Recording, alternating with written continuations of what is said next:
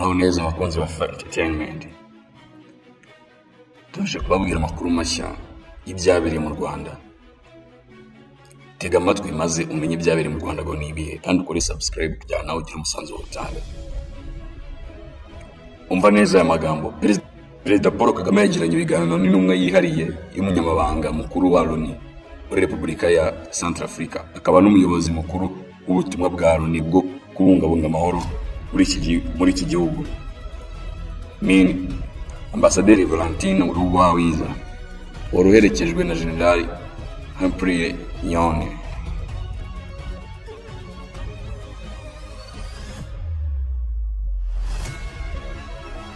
Abayobozi b'ibihugu byombi, abayobozi bombi Perezida Kagame yabakiriye mu biro bye Village Urugwiro wa 20 Gicurasi 2025, bagirana ibiganiro by'ibanze mu mutekano w'akarere n'uruhare mu Rwanda mu kugarura amahoro muri Centrafrica.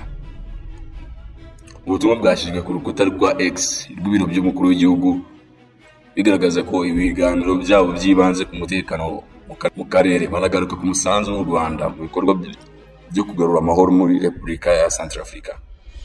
U Rwanda rufite ingabo muri Centrafrica zirimo ibyiciro bibiri, harimo iziri mu butumwa bwa Loni MINUSCA n'iziriyo bishingiye ku masezerano yasinywe hagati y'ibihugu. Iziri mu butumwa bwa Loni nizo zishinzwe kurinda umukuru w'igihugu n'ibindi bikorwa remezo bikomeye mu gihugu, ikibuga cy'indege n'imihanda imwe n'imwe yinjira mu mujyi wa Bangui iturutse muri Cameroon na Sudan. Uretse abasirikare, u Rwanda rufite n'abapolisi muri iki gihugu bari mu butumwa bwa Loni, bafite inshingano zikomeye zirimo no kurinda Minisitiri w'Intebe wa Centrafrica. Kwa 9 Gicurasi 2025, abapolisi b'u Rwanda 160 bagize itsinda rwa FPU 2-10 berekeje mu butumwa bw'umuryango w'abibumbye bwo kubungabunga amahoro muri Centrafrica. Basimbuyeyo bagenzi babo bari bageze mu Rwanda kwa 8 Gicurasi. U Rwanda rwatangije kohereza ingabo n'abapolisi mu butumwa bw'amahoro muri Repubulika ya Centrafrica muri 2014.